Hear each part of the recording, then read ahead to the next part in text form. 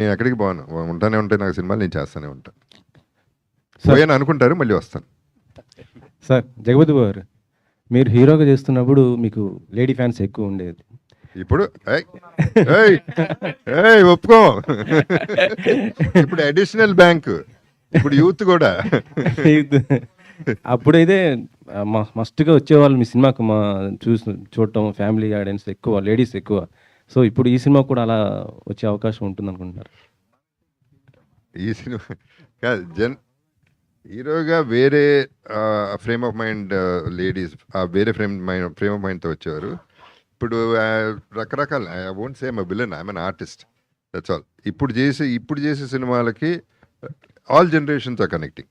So నాకు అదే కావాలి, female base, that is there.